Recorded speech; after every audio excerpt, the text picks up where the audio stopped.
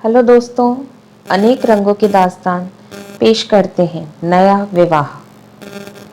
हमारी देह पुरानी है, लेकिन इसमें सदैव नया रक्त दौड़ता रहता है।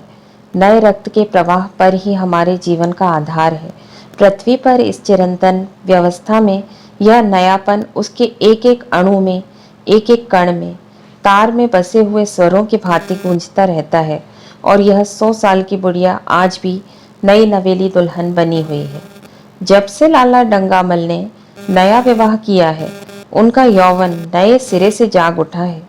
जब पहली स्त्री जीवित थी, तब वे घर में बहुत कम रहते थे।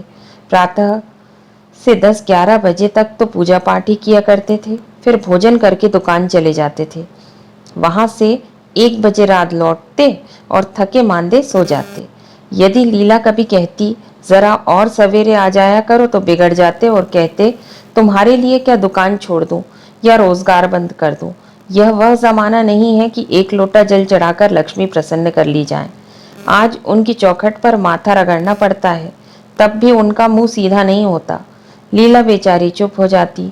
अभी 6 महीने की बात है। लीला को ज्वर चढ़ा हुआ था। लाला जी दुकान जाने लगे, तब उसने डरते डरते कहा, देखो मेरा जी अच्छा नहीं है, जरा सवेरे आ जाना। डंगामल ने पगड़ी उतारकर खूंटी पर लटका दी और बोले, अगर मेरे बैठे रहने से तुम्हारा जी अच्छा हो जाए तो मैं दुकान ना जाऊंगा। लीला हताश होकर बोली, मैं दुकान जाने को तो नहीं मना करती, केवल जरा सवेरे आने को कहती हूँ। तो क्या दुकान पर बैठा मौज किया करता हूँ? लीला इसका क्या जवाब देती? पति की यह स्नेहहीन व्यवहार उसके लिए कोई नई बात न थी। इधर कई साल से उसे कठोर अनुभव हो रहा था कि उसकी इस घर में कद्र नहीं है। वह अक्सर इस समस्या पर विचार भी किया करती, पर वह अपना कोई अपराध न पाती।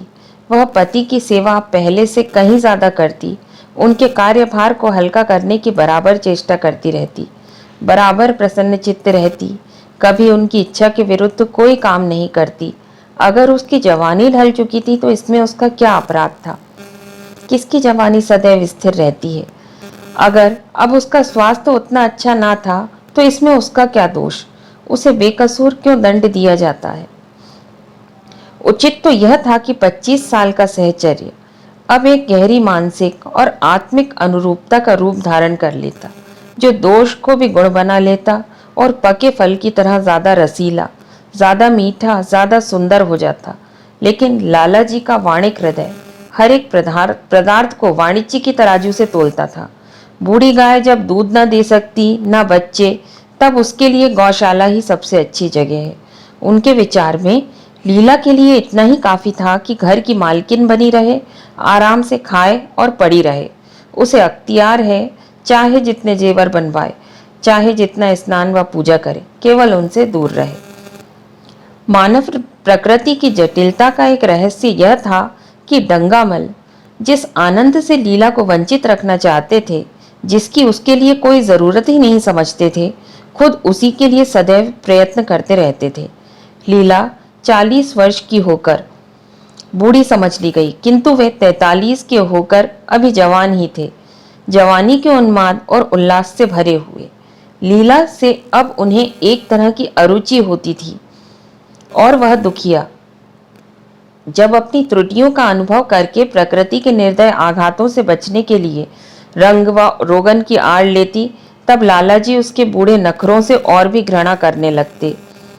वे कहते, वाह रे तृष्णा, 7 लड़कों की तो माँ हो गई, बाल खिचड़ी हो गए, चेहरा धुले हुए फलालेन की तरह सिकुड़ गया, मगर आपको अभी महावर, सेंदूर, मेहंदी और उपटन की हवस बाकी ही है।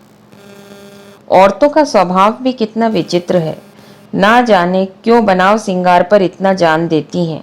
पूछो, अब तुम्हें और क्या चाहिए?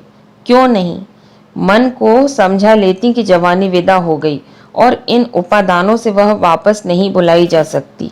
लेकिन वे खुद जवानी का स्वप्न देखते रहते थे। उनकी जवानी की तृष्णा अभी शांत न हुई थी। जाड़ों में रसों और पाकों का सेवन करते रहते, हफ्ते में 2 बार खिजाब लगाते और एक डॉक्टर से मंकी ग्लैंड के विषय में पत्र व्यवहार कर रहे थे। लीला ने उन्हें असमंजस में देखकर कातर स्वर में पूछा, कुछ बतला सकते हो? कै बजे आओगे? लाला जी ने शांत भाव से पूछा। तुम्हारा जी आज कैसा है? लीला क्या जवाब दे?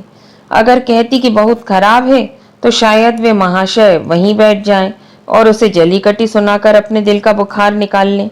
अगर कहती है कि अच्छी हूं तो शायद निश्चिंत होकर 2 बजे तक कहीं खबर लें। इस दुविधा में डरते डरते बोली, अब तक तो हल्की थी लेकिन अब कुछ भारी हो रहा है। तुम जाओ दुकान पर लोग तुम्हारी राह देखते होंगे। हाँ, ईश्वर के लिए 1-2 बजे ना लड़के सो जाते हैं। मुझे जरा भी अच्छा नहीं लगता, जी घबराता है। सेठ जी ने अपने स्वर में स्नेह की चाशनी देकर कहा, 12 बजे तक आ जाऊंगा। लीला का मुख धूमिल हो गया। उसने कहा, 10 बजे तक नहीं आ सकते? 11:30 से पहले किसी तरह नहीं। नहीं नहीं, 10:30, अच्छा 11 बजे। लाला जी वादा करके चले गए। लेकिन 10 बजे रात को एक मित्र ने मुजरा सुनने के लिए बुला लिया। इस निमंत्रण को कैसे इनकार कर देते? जब एक आदमी आपको खातिर से बुलाता है तब यह कहाँ की भलमनसाहत है कि आप उसका निमंत्रण अस्वीकार कर दें। लाला जी मुजरा सुनने चले गए। 2 बजे लौटे। चुपके से आकर नौकर को जगाया और अपने कमरे में आकर लेट रहे। लीला उनकी राह देखती प्रतिक्षण विकल वेदना का अनुभव करती हुई ना जाने कब सो गई। अंत को इस बीमारी ने अभागिन लीला की जान ही लेकर छोड़ा। लाला जी को उसके मरने का बड़ा दुख हुआ। मित्रों ने संवेदना के तार भेजे। एक दैनिक पत्र ने शोक प्रकट करते हुए लीला के मानसिक और धार्मिक सद्गुणों को खूब बढ़ाकर वर्णन किया। लाला जी ने इन सभी मित्रों को हार्दिक धन्यवाद दिया और लीला के नाम से बालिका विद्यालय में 5 वजीफे प्रदान किए तथा मृतक भोज तो जितने समारोह से किया गया वह नगर के इतिहास में बहुत दिनों तक याद रहेगा। लेकिन 1 महीना भी न गुजरने पाया था कि लाला जी ने मित्रों के चारा डालने पर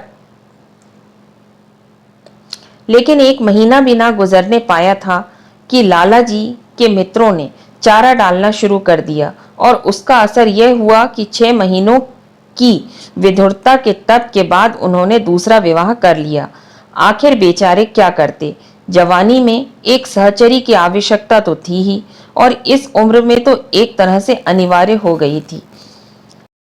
तो दोस्तों, अगर आपको हमारी कहानी पसंद आई हो तो इस वीडियो को लाइक करें, शेयर करें और हमारे चैनल को सब्सक्राइब करें। ऐसी इंटरेस्टिंग स्टोरीज के लिए हमारे चैनल पर बने रहें और प्लीज़ अपना सपोर्ट बनाए रखें। Stay tune. Thank you.